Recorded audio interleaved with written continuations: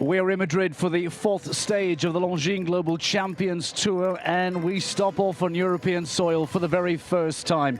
At the Club de Campo Verde Madrid, we're here in 2024. We saw a memorable showdown between local hero Eduardo Alvarez Aznar and Christian Cuk. Christian Cuk winning on the day.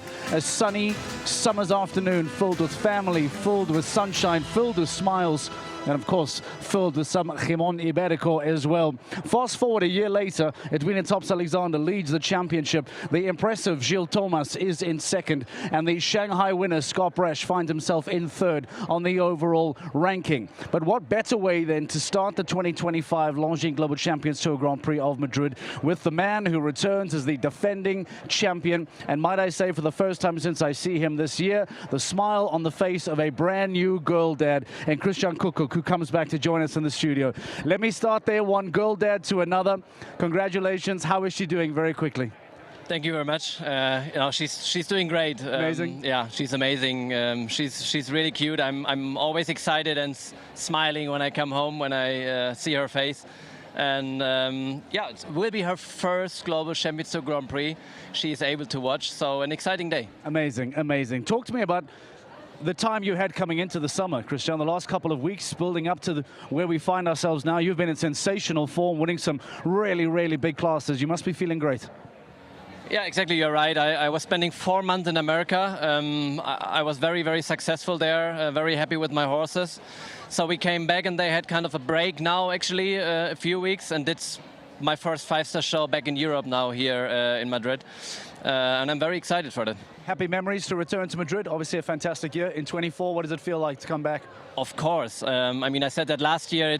I'm always very excited to come to Madrid. It's one of the nicest shows we have, actually. The crowd is amazing. The arena is amazing. It's so beautiful. It's really, really fun and enjoyable to ride here. And for sure, the memory for last year, my win, makes it even more exciting. And yeah, we see what we can do today. Some people might be surprised to see Checker off and Serpano in, but I imagine this is a very tactical decision from you, because I know you are a man for the future. I know you like to build. I know you like to give young horses opportunity. Talk to us about the selection between Checker and Serpano for today. Yes, you're right. This was definitely not a short-term decision. I had more the upcoming weeks a little bit in my head. So like I said, Checker came back from America. He had a few weeks off, and this is his first show. And I decided to jump him 2 rounds on Friday for the team. And I had the feeling that was enough for him for this week, for the start. And Cepano only did yesterday the 150 class.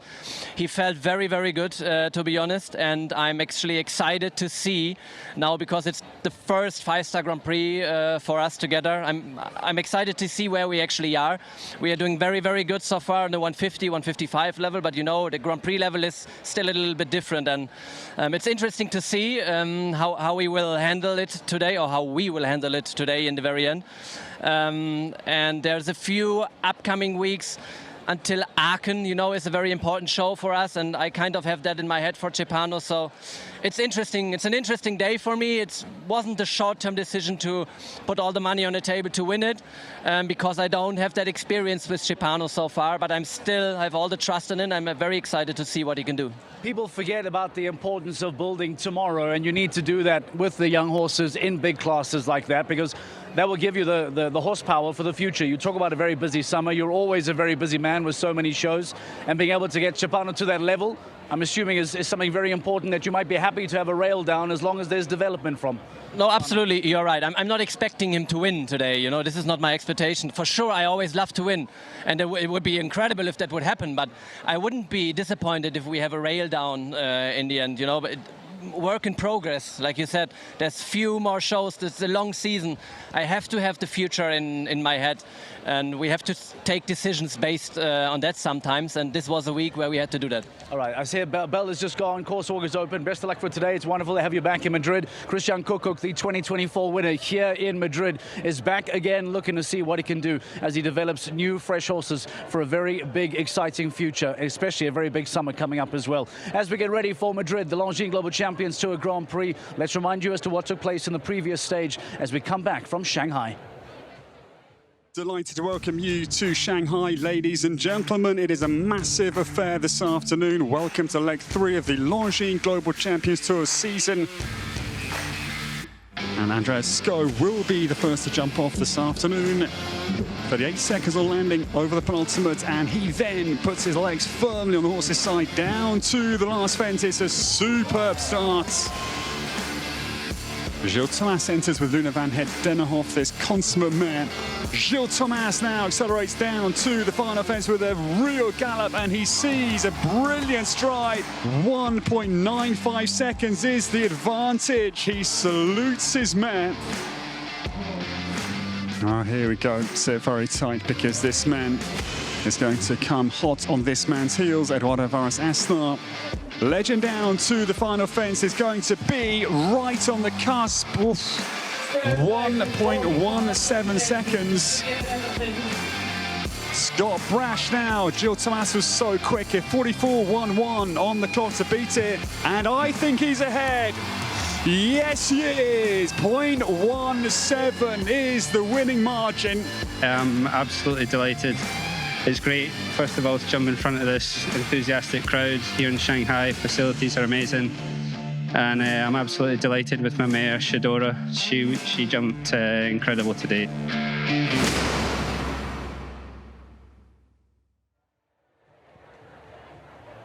A fantastic performance from Scott Brash, who continues to build on his ever-impressive Longines Global Champions Tour Grand Prix collection of wins, and he adds now Shanghai 2024 to that list. We find ourselves at the Club de Campo de Via Madrid here, a sensational show jumping ground, but it is so much more than just a show jumping ground. In fact, for over the last 100 years, this multi-sport arena, this multi-sport club has given some of the best moments to television and sports fans throughout the world. We sent Rupert Bell, our commentator, out in and around the club to just give us a better look, a better understanding as to how deep the sport heritage runs at this venue.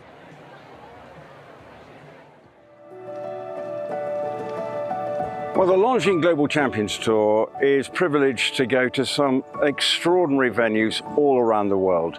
But I have to say, this week's venue, I think, is the icing on the Longines Global Champions Tour cake. The Club Campo de Villa Madrid is just an extraordinary place that not only, as we've experienced already, is playing host to some fabulous show jumping, great competition, great riders, but coupled with the show jumping venue, we also have 2 championship golf courses, which over the years, with this course founded nearly 100 years ago, have played host to some of the greats in the game. But it's not just golf. There are other sports that have seen great moments over the years. Hockey, tennis, to name but 2. This really is such a special sporting venue. Lucky for the people of Madrid. What a place to play golf. Looking back over towards the city, the Royal Palace and other great landmarks that dominate the skyline here in Madrid. It is a very special place. You are very lucky to be a member here. But it also has a wonderful clubhouse which is privileged enough to have within its walls some fabulous sporting memorabilia.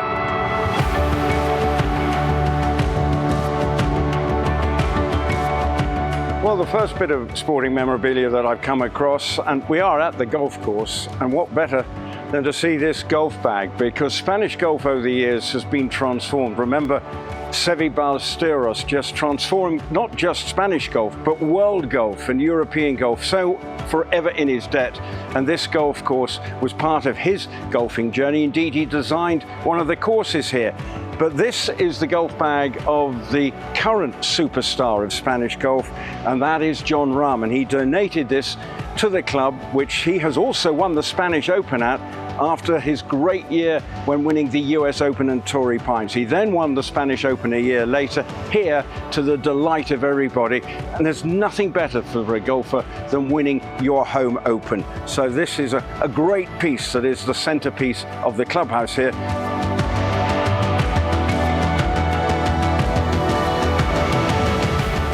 Well, this really is an eye-catching display of trophies reflecting the array of sports that are competed for here. But this one on the end is actually one that is competed for from the members here in show jumping. And let's not forget that the Spanish number one, Eduardo Alvarez Aznar, began his riding journey at this very club. He is a member here, and so it has defined his career throughout. And this trophy, I'm sure if he was contesting for it now, his fellow members would probably take a pretty dim view if he turned up on one of his 5-star horses to take them on. Well, he may be the Spanish number one rider, but there's no two ways what the number one trophy is here. It is this splendid, heavy trophy. Women's tennis legends Monica Seles won this huge trophy in 2002 here, and the year before, one of the icons of Spanish tennis, Arantxa Sanchez Vicario, also lifted this coveted trophy. Other trophies, that reflects the success of hockey teams here, and also the wonderful Spanish sporting history. Back in '92, it was the venue for the Summer Olympics, and one of the members of the Spanish hockey team had the privilege of carrying a flag, and he was a member at this club, and he has donated that to the club here, and again looking out magnificently over this fabulous clubhouse, which really reflects here in the heart of this city, the sporting diversity of Madrid. It really is the most fabulous venue. I've just enjoyed every minute of coming up to see this clubhouse and reflecting the sporting history of this wonderful place.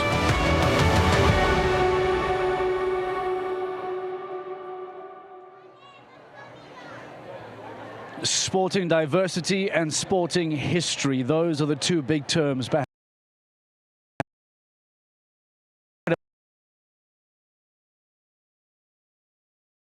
Sanchez Vicario. It will all be about show jumping, and that is where we find ourselves with a major focus today on the Longines Global Champions Tour Grand Prix, with the best 40 riders in the week coming together today for today's big grand prize. We talk about history and diversity. Let's talk about energy and excitement. Rosie Turner in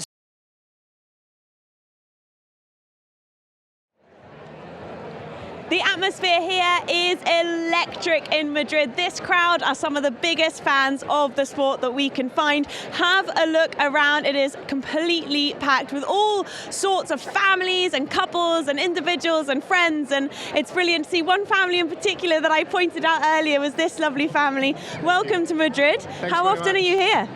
Very often. We are members of the club and we come here every weekend. Yeah. What are you excited about today? Super excited. The atmosphere is great. There's so many people. The horse champion has been great, and the kids are loving it. So. Are you enjoying it? Yes. Yes, she is. She's enjoying it. Yeah. Do the kids ride yet? Have you made them ride yet? Starting, yes, with ponies. But yeah. She's 5 years old, so it's a bit soon for her. But yeah, hopefully.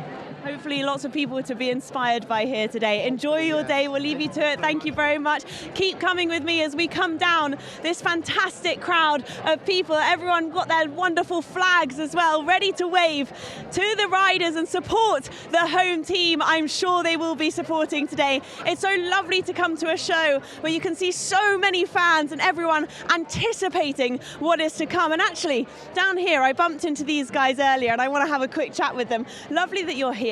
It's a pretty beautiful day, isn't it? It is. How are you enjoying it so far? I'm loving it. It's so beautiful to see the animals here and everything. I love the horses. And how often do you come to the show? It's my first time in Spain, but I was once in Mexico, so I love it. I really love it. And is this the reason you've come to Spain, is for the show? No, I just moved here, but I listened it was gonna happen, so then I was so excited. I brought all my friends to come here. That's fantastic. And is there anyone in particular you're looking forward to seeing today? Yeah, to Federico Fernandez. That was the one that won second place last race. So I loved it. Listen, enjoy your day. I'll let you carry on. You've got a picnic going on down there. Lovely to speak to you. As you can see, the crowds just keep going. Everyone gets so excited about this. And what I will say as well, this crowd has been here all day waiting in anticipation for the competition to come. You just can't beat it here. Thank you very much, Rosie. And you will notice throughout the looks of the stadium, when we show you these bird's eye views, when we show you with the different cameras just how far and how wide this crowd begins to build here on the grass banks in particular, as we get closer and closer to the start time of the Longines Global Champions Tour Grand Prix. Let's take a look at the Hall of Fame in Madrid as we talk and reflect on the winners of the past here. We saw from Christian Cuk a little bit earlier on. We know he was the champion in 2024. Edwina Tops Alexander, you remember that? That was a rather strange Longines Global Champions Tour Grand Prix win. There was no jump off. Edwina winning it in round one. Sanne Thijssen back in 2022. She was a real youngster back then, dating all the way back to 2013. As you can see, wins there for Michael van der Vleuten, for Marcus Eining as well, and for Ben Meyer back in 2018 as well. The big question mark there is the 2025 gap that has been left open. Who then today fills that Hall of Fame category? Who today fills that Hall of Fame block and will find themselves then alongside those champions, alongside those winners of Spain's biggest Longines Global Champions Tour Grand Prix? Let's go back to Rosie Turner now. Let's talk about which riders need to be having a little more attention. Rosie, who's standing out? We have the best in the world all present here. Who for you is looking really good? Yeah, Mark, as you said, we've got the best in the world here, which is very, very exciting. But we've got some fantastic horses coming through as well. We only need to look actually slightly lower to the bottom of the start list with Abdel Said and Bon Ami, who won the brilliant Grand Prix in Doha. But also Emmanuel Camili, who won the Grand Prix in Mexico with Chaco's Girl Star, bringing that forward again into this arena today. I do want to talk, though, about Gilles Thomas and Hermitage as well, who we always talk about. But this horse had its first run ever here in the LGCT Grand Prix this time last year and is back again, so hopefully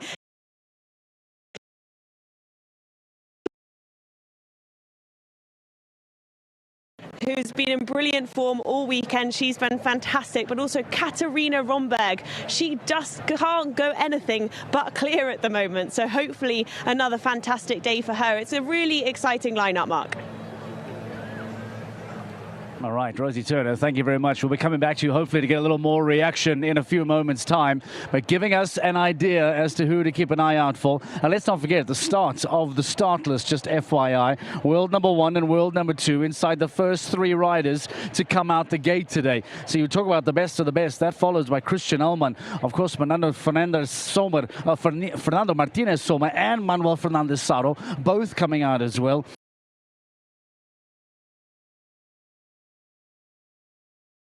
Mexican sensation. It is a wonderful lineup here in Madrid. But this is the current ranking after 3 stages of the 2025 season. Edwina Tops Alexander, a 2-time LGCT overall champion, now in first place with 75 points. Gilles Thomas in second. Scott Brash, the Shanghai winner, in third place. Marcus Eining here and present in fourth. Max Kuhne, the 2024 overall champion, finds himself in sixth. Eduardo Alvarez Asna will not be competing in today's Grand Prix. He is inside the top 10. And then Simon de Lestre rounding out the top 10 as well as the Frenchman closes out those rankings. A fascinating start, a fascinating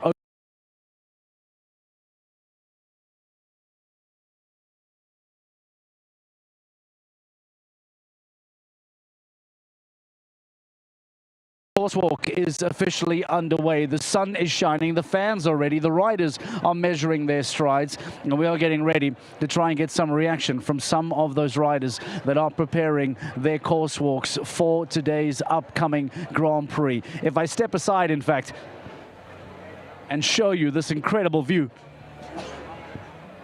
you get to see just how good this amazing, amazing arena looks. Rosie standing by with us with some reaction. Rosie, let's hear what they have to say. Let's go. Yeah, thank you, Mark. I'm here by the water fence, number 5 on the course. It comes pretty early on in the course, but let's just have a little closer look at it. If we come this way to have a look at the front of this water fence, because it's pretty imposing. Yes, it doesn't have the height that we're normally seeing, but this is testing another skill for these horses. This is testing how far they can jump. Effectively, we've gone from high jump to long jump, if you're thinking in athletic terms. So it doesn't seem that big a fence, but they have to clear this water. Any splashing and that will be 4 faults on the board. Now it looks pretty shimmering, it looks pretty scary, but these horses know how to jump this pretty well. They're all professional. And to talk to us about this a little bit more, Abdel Saeed, you bring in Bon Ami today, who I'm sure has seen many an open water fence. But just tell us, how difficult is this? Because you're suddenly going from height to width. Yeah, I mean, it's a different jump. You don't see it as often anymore, so it's a little bit impressive, especially on grass early on in the season. You know, the horses have come, either from other shows or indoors, so this is quite impressive. I think you need to have a good rhythm to it and support them that they jump easy across. You also don't want them to make a big effort early on in the course because there's a lot of big jumps to go. So I would say I'd use the rhythm a little bit to make it an easy jump. Let's just have a look at the width of this if we can. If we just spin round and have a look at just how wide this is, because actually when a horse is in canter, this is probably only just wider than their natural stride.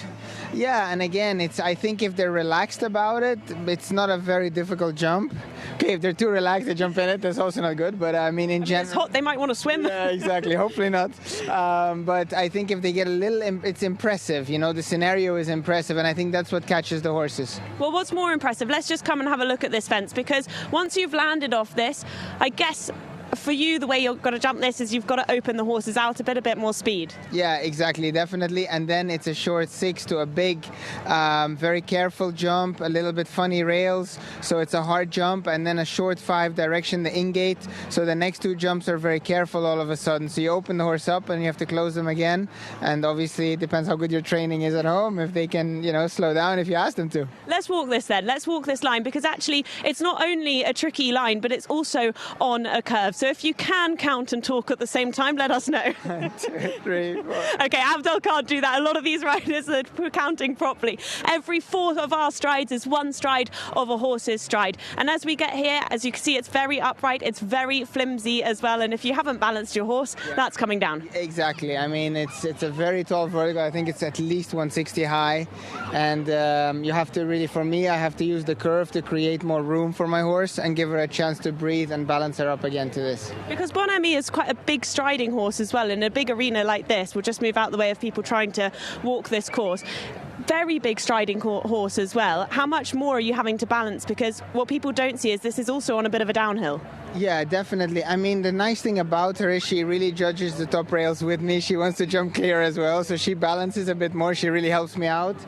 She's very adjustable. I really can open her up and close her. It's not like she just gets bigger and bigger, but it's a ring that she likes. I can really use her step rather than always power in the body. Let's have a look at this last line then from this. This is number 6 to number 7, and you've gone from an upright, and just to explain how you're going to then rebalance into the next. Well, okay, again, it all depends on how far she jumps in this line, but as a rider, you want to collect early so you can build some energy again and not get dragged underneath that oxer. Again, optically, it's a hard oxer with the in-gate just behind, direction home, very square, so you want to be in balance and not too deep. So you have to land, reorganize, and rebuild, and it's still a wide oxer, so you need some energy. Let's walk this then. Let's walk this line down here, because as Abdel said, I think this is actually a 5 strides in between the 2 of them, in between 6 and 7. It depends how the horse lands as to the quick thinking of these riders and what they do. But the in-gate is definitely difficult. And I think what's really struck me about these lines 5, 6 and 7 is it feels like you've done a huge amount very early on in this course. Yeah, I mean, and again, it walks like a nice 5, but I think it'll really depend from horse to horse how they jump that vertical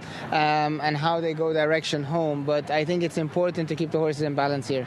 Lastly, Abdel, you're going pretty late in this class today. Is there anyone in particular you might be watching to suss out how they'll be doing it, or do you stick to your own plan? To be honest with Bonnie, I'll stick to my own plan. I definitely will watch a few to understand a little bit if something I counted wrong or something rides different than what we walked. But with her, I usually stick to my own plan. Amazing. Abdel, we'll let you go. Good luck. Thank you very much for talking us through those lines. Mark, it's definitely going to be tricky today. We don't see an open water fence very often. It's really going to test the horse's ability and athleticism as well to be able to open up and then come back to their riders. It's all going to be in the partnership. And that famous open water jump, the only time we see it throughout the entire season here in Madrid. It is, without a shadow of a doubt, going to be a major talking point throughout the rest of the afternoon, and excellently described and executed by the 2025 and 2024, in fact, LGCT Doha winner Abdel Said. Keep an eye on him and Bonnie, a big horse on a big grass ring, very well suited, and I wonder if we're going to see a really strong finish and perhaps even a second LGCT Grand Prix win of the season for Abdel Said later today. Every time you come to Madrid, the focus and the attention and the love of all these people here in Madrid falls on the shoulders of Eduardo Alvarez Asnar, and arguably some might say even more so on the shoulders of his incredible horse Rockefeller. Last year it was 19 years old, came into the jump off, and unfortunately that close to finally winning the LGCT Grand Prix of Madrid, had a run out and lost to Christian Cuk. This year there will be no Eduardo Alvarez Asnar in the Grand Prix, but it still becomes a very famous day, because today is the day that finally Rockefeller goes into retirement after 20 years of incredible service and of incredible performances. We took some time to meet up with Eduardo Alvarez Asnar this week to get a closer understanding of this remarkable partnership.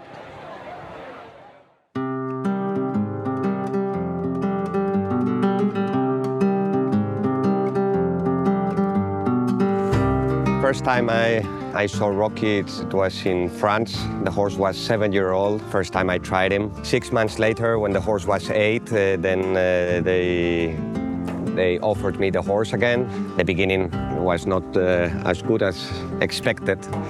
I had few shows that the results were not working out. The match was not going on. After 2 months, I think the horse and me, we started to understand the way each other. He has been jumping in all the main shows around the world, championships, and here he is after so many years. With 20 now, still at the top level. It's a horse that can change, no? Your life as a rider. I can only say thank you, and I appreciate all the competitions we had along together. And today it's gonna be the last time in the show. But okay, he's gonna stay at home, and then I'm gonna still ride him a little bit, and I'm gonna see him every day chilling in the field. So it's not goodbye, it's just stop from competition that I think he deserves. Yeah, I have always very good memories from Madrid, especially with him. He had always very good results here. It's a ring that he really likes. That's why I decided it had to be in this show, the place to say that it was the last time in the ring. Well, I wanted to be in the top sport like he is now. I think it's the right time, the right moment, and in the right place. That was the most important, that it should be in Madrid. Yeah, after 10 years, many things happen, no? Ups and downs, but it's a horse that has taught me how to fight and keep going. And I think it's gonna pass few years till I can get a horse that I can get the same connection. No? It's not so easy to find a horse that you can connect so much. He's a special horse. He's been so long now, and I think it's what is very important that we are all very well connected, not only with me, with all the family and the staff at home. It's like a pet at home, but then okay, in the ring he still has his power and everything, even if he's 20-year-old. The moment in Rabat, I think it was very special, and the horse deserved a big win. Don't tell me he's going to do it. Oh, he drifts in the line. Get over, Rocky. Get over, and he's over. It's another clear. Just give him a title, give him a statue, I don't care, but give him something. What a horse, Rockefeller de Pléville, Bois-Margaux. This is insane. It was a long time fighting for that, and finally it came. Okay, it was at the last time of the year, the last golden ticket for the Super Grand Prix, and at the end we took it. Still last year, as 19, he was his best sport season. Every time he goes in the ring, he's like a gladiator. No, he really wants to do it, and he knows his job. He jumps just a millimeter over the poles, and okay, sometimes the feeling is always fantastic, but to watch it can be a bit risky for the public. But the feeling on top, it's always amazing with him. For sure, it's going to be an emotional moment today. Last time going to the warm-up, last time going into the ring. I hope we can try and he can demonstrate the big heart he has. Well, now slowly putting down a little bit the work, still riding and hacking and going to the woods and then have a pleasant life in the field. Many things that I would like to tell him. I think this afternoon it's going to be the time after the class. We will reserve it for us too.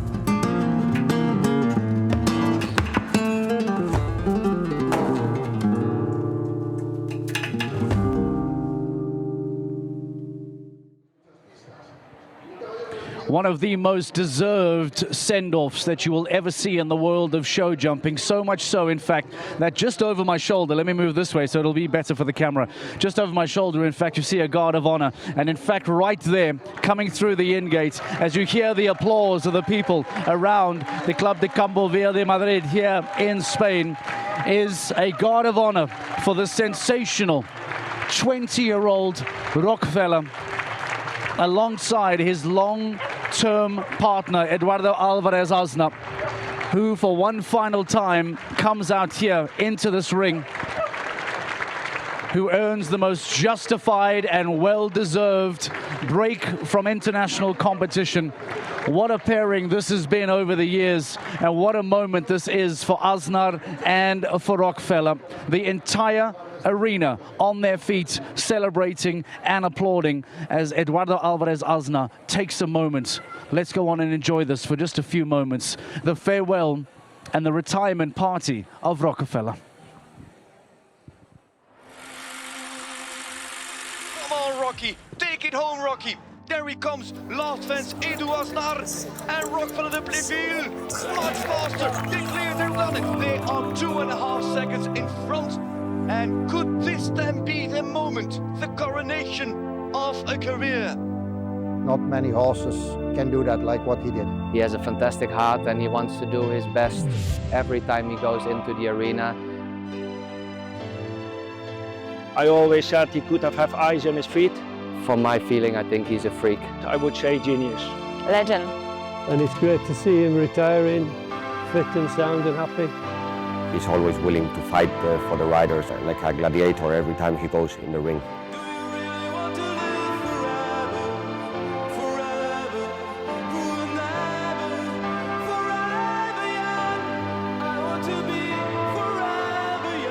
And Rockefeller is rock solid. This horse, he's one in a lifetime.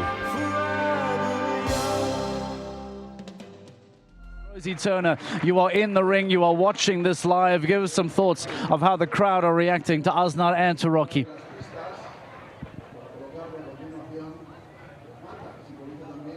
It's really, really special, and I think in particular just watching Rocky, he clearly knows that this is all for him because he's standing so quietly and so beautifully, and just like as Edu said, like the gladiator he is. And if we just have a look and turn the camera around at this moment as his saddle has been taken off for the last time in competition and his rug is being put on, and that is a sign that a horse has been retired when the saddle gets taken off, and particularly in front of this home crowd for Edu. I know he always wanted to retire Rocky in front of a home crowd in Madrid, where he started his LGCT career 10 years ago this show, and it's only poignant that he must end it here as well. If you just look at the seas of crowd that are here, we're very lucky to be in the arena watching this live, but the seas of crowds that have come out to see him just show how special this horse is. And as Edu said to me yesterday, this horse has given him so much, and the same for the horse. Edu's given him a lot, and that partnership, you just can't beat it. It's a once-in-a-lifetime horse. It will be very difficult to replicate. But what's so lovely for me right now is watching how Rocky is standing there so quietly, knowing that this is all for him, Mark. And Rosie, you made such a good point about some of those comments that were made by Eduardo Alvarez Asnar. I remember the words of gladiator, and now hearing legend and genius being thrown out. Remind us of some of the other things that Asnar may have said behind the scenes, off the camera, when we were making sure that we got some of these beautiful images of Rocky over the years. Yeah, absolutely. And if we just turn now and have a look at him while Edu takes a picture with all his family, his children, just having that last moment, that last picture with them all there together, something that I know they'll remember forever. I know Edu's kids love this horse more than anything else probably, and every morning they go down to the stable and feed Rocky a carrot first thing. And I was lucky enough to go down to the stables this week and meet Rocky in person, and the kids are there every minute of every day making sure that Rocky is looked after and being given carrots and giving everything he wants. And I think, like I said, you can really see Rocky just playing with the kids there. He knows that they're part of the family, and we also know that Edu as well said to us that as much as Rocky is retiring from professional top level, he will still be ridden at home. He'll be ridden in the woods, he'll be taking out hacking, and the kids, I'm sure, will probably get a ride on him as well, but he'll be very much enjoying the field and enjoying that time that he so much deserves, because he's given so much to the sport, not just to Edu but to all of us, to all of these fans that are stood here watching right now. This horse has given so much to everyone and really put the sport on the map, and it's this love for the horse that is really appreciated. And as you said, Mark, with that guard of honour, with all of the riders here cheering him on as well, you can't beat that, and it just proves what this horse means to everyone, not just Eduardo Asnar. Absolutely, Rosie. Let's take a break and just appreciate this moment, please.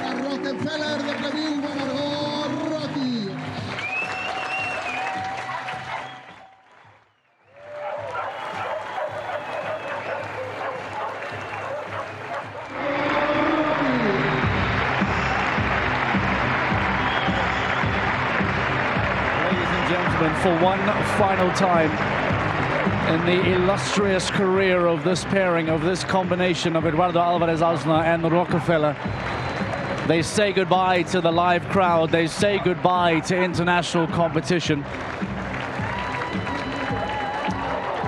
And what a moment this has been for Asnar, building up to this point. He's been talking about this for some time now. In fact, even last year in 2024, when Rocky was 19 years of age, there were talks about how and when a moment like this might happen. Eduardo Alvarez Asnar felt like there was still more in the tank for Rockefeller, who continued to jump another 12 months of action. But now, fast forward one more year, fast forward to Madrid 2025, that Asnar was adamant needed to be the location. This ground is so special to Asnar that, according to him, there could be a retirement nowhere else in the world than here on Madrid soil. And finally, as Rosie pointed out, the saddle is removed, the gown is placed on, and Rocky will now be given time to go and enjoy his family, go on and enjoy those kids of Asnar, who quite clearly and has literally described Rocky as a pet for the family. He is not just a show jumping horse, he is a pet and a member of the Asnar family. And now he will be given the opportunity to run in the fields and to be with his family for your years of service, for all of those podium finishes, for all of those wonderful memories. We here from Madrid say to Rockefeller and to Eduardo Alvarez Asnar, thank you for the incredible years of service. And on that wonderful note, ladies and gentlemen, we now get ready for the Longines Global Champions Tour Grand Prix of Madrid. I remind you that we are off to a fire start with the world #1 coming out first. Kevin Stout, Henrik von Ackermann following as well. That is a former world #1, now world #2. Speaking of which, on screen right there, the youngster Roy van Beek made a bit of a splash in the Global Champions League. He comes out quite early on today. Christian Ellman, FMS and Fernando Martinez Soma, Michael Pender, Andreas Skau, Dennis Lynch, Carlos Carrera, Hans-Dieter Dreyer. The horse list and the rider list goes on and on and on. We are in for a powerhouse Grand Prix here in Madrid. And of course, Jan Tops, always in the ring, always measuring those strides. Abdel Said, 2025 winner in Doha. The team powered by Iron Dames, look out for them. Catherine Ackermann, winner of the Copa del Rey yesterday, looking to try and make a big splash here today as well. Christian Cuk, a multi-time LGCT Grand Prix winner. He'll be eyeing out that big water jump as well, trying to make sure that he measures that perfectly, and he will be hoping that Durkan Hirozed is able to get over the line. Johan Sebastian Gulliksen there in front of Gilles Thomas, if I'm not mistaken. Jean Sadra, Simon de Lestre. All in the ring, all keeping an eye on what needs to happen here today as we get ready for the start of the event. Ladies and gentlemen, the start of the 2025 Longines Global Champions Tour Grand Prix of Madrid is next.